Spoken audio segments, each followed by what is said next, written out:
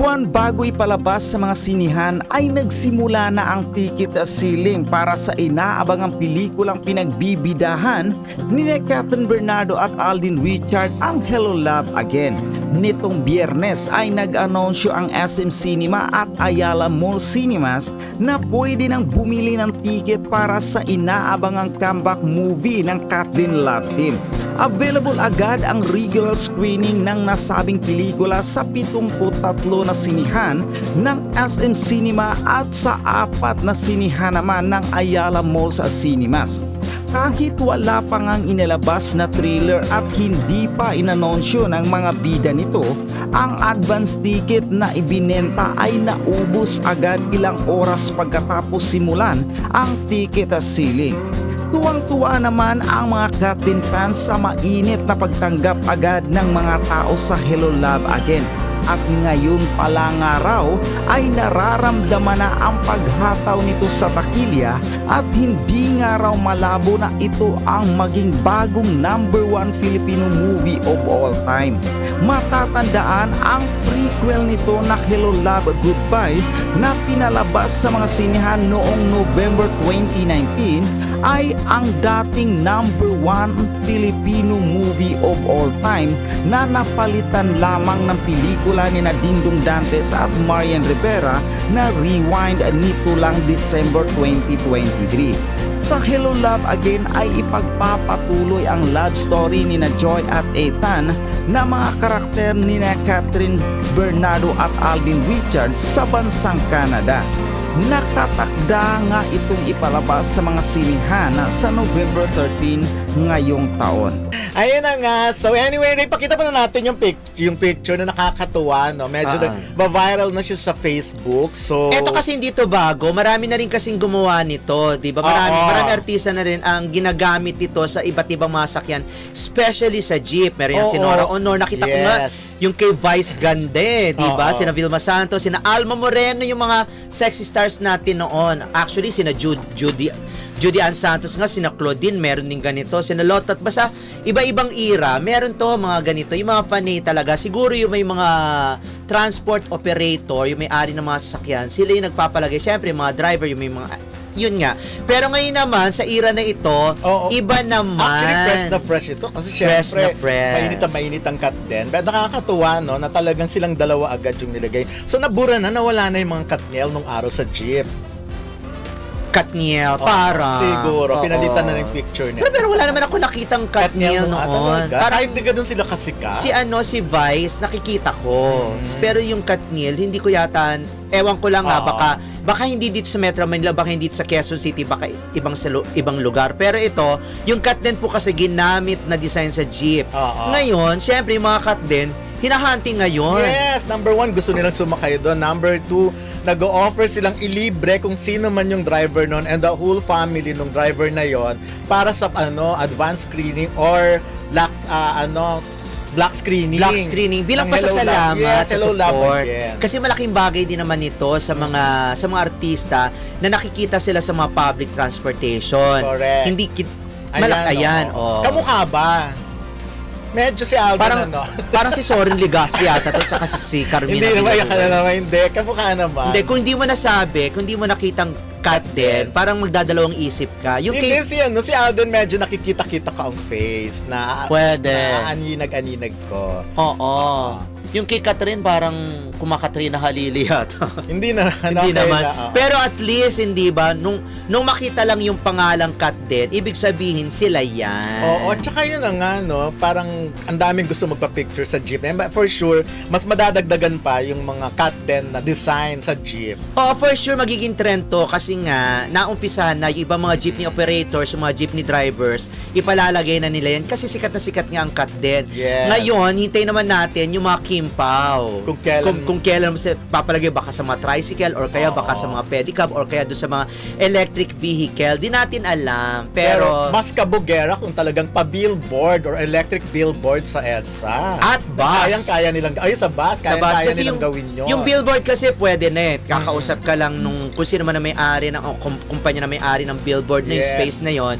Pwedeng gawin kasi ginawa na yung kina Jane De Leon at saka kay, 'di ba, kay Janela Salvador. Tapos ginawa na rin yan kay kay Bel Mariano, Oo, di ba, pero- na nag-debut, tapos kay Andrea, lahat. Pero itong mga bus operators na to, mga bus, parang mahirap to. Oo, At ang kasi maganda, gagawin talaga yun, di ba? Ano bang kailangan? Ganyan din ang pagkakagawa or Iba talagang naman. actual na face na? Iba naman, yung actual na face, dapat maglagay kayo sa mga LRT, MRT. Ay, oo, para Kaya lang at mahal least. yata yun, no? Yes, lahat yan. Pero kayang gastos Kaya ng mga naman. fans, di ba? Eh, sa New York nga, di ba, nagpapalagay sila ng Yes, billboard. alam mo nang mas dolyares ang Oh, presyo. dolyares din. yun. Oh, pero feeling ko sa Mall of Asia, yung bilog doon, ang tawag. Pwede. Oo, yun usually ginagamit talaga yon. At ilang beses na rin nagamit yon ng mga fanay.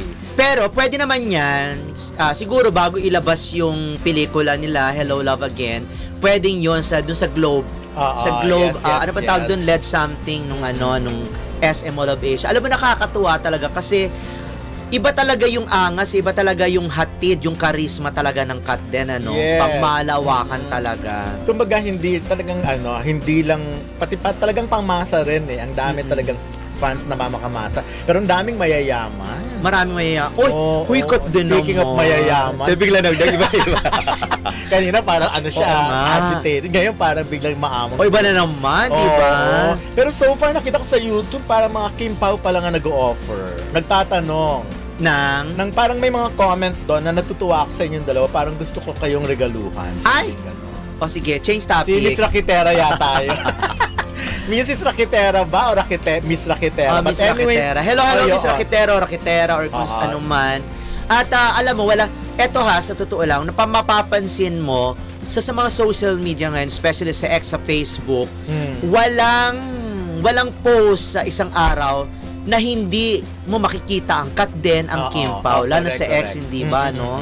So medyo sa Instagram hindi pwedeng maganon kasi iba naman yun eh. Iba Hindi. namang level na yun Sa Instagram kasi, gumagawa sila ng mga sarili nilang IG account dedicated lang for Kat din or Kim Pao. So, Kaya nakakaligtas din sa atin yung mga video na, yun nga, yung mga video, mga photos na ina-upload ng mga fanny, like na nagpa-photo op sa Kat din.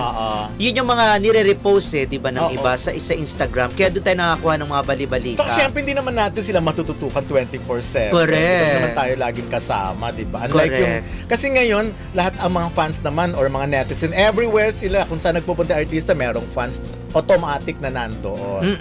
Eh tayo naman, may mga sarili tayong ganap. Kaya talagang dapat very active tayo sa social media at talagang ang panlaban lang natin ay yung history ng mga pinagsamahan natin with them. At saka, tama, at saka kung ano man yung nakikita natin sa kanila ngayon, na alam naman natin nagbibigay inspiration sa lahat. Yun nga, katulad nga sinasabi ko, magandang inspiration ang Kat din at ang Kim Pao kasi doon sa mga dumadaan kasi na medyo hindi magandang relationship na away ng away, di ba, bangayan ng bangayan, selosan ng Saan? selosan. Sino yan? Yung iba, minsan magandang Ayan, nasa Kim Pao na ba tayo agad-agad? oo nga. Teka Oo. muna. O sige, Kim Pao muna tayo. Gusto ko muna kasing pasadahan ng konti yung kay Alden na nakipag-banding dun kay Father Oo. Jeffrey Quintana kung saan Si Father, hindi yung video na pinakita ngayon, nagamit natin yan kahapon, Oo, nagamit na yan. Thursday, Oo nga.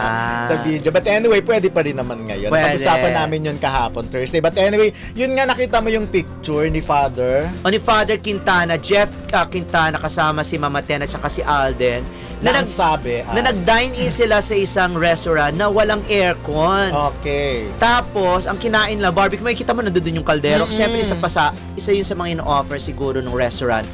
At sabi nga ganun ni Father, barbecue satisfied cravings. Ngayon sa isang aircon-less na restaurant. At sabi niya nga ganun, gusto nga sana niyang ilibre si Alden, pero hindi naman daw pumayag. At ang sabi ni Alden, enough na sa pasosyal na food. Yes. Actually, alam ko yung lugar na yung Mang Dings Pinoy Barbecue. Malapit yun sa may bandang lang yan. Yung Marikina, I'm sure mga pinupuntahan mo. Sa may na Marikina bar. ba yan? Oo, yung katabi lang halos, ka-level yan ng mga gano'n. So, ang layo naman ni Alden na nagpunta. Malay mo naman si Father, meron dito sinadya. Kaya nga, diba? So, Sinadya. kung alam ko lang na nandun siya, naglakad sana ako palabas ng bahay. Malapit lang yun sa inyo. Hindi naman kailangan sasakyan talaga. Kita mo ang lugar ni Dono. Wow. Nasa business establishment area. Hindi, Ibig sabihin, commercial malayo-layo pa doon. mahal ang mga properties. Ano ka, babahain ngayong lugar na yun, di ba? Dati nga bakanting lugar yun sa Hindi. area na, tapos tinayuan ng mga restaurant. Alam mo, nakakabilib nga, nakakabilib si Alden. At saka ibang mga celebrity na kahit lumalapang na sa mga mamahaling restaurants sa abroad, at kung ano-ano, nagkakahalaga ng mga 5,000, 10,000, even 20,000 na courses ng mga pagkain. Yes. Di ba? Hinahanap pa rin ng bunganga nila. Hinahanap pa rin ng Grabe yung, panlasa. oo, ginahanap pa rin. Yung panlasa nila. Yung Hindi, may pagkain, ganun naman mga talaga. pang simple. Correct.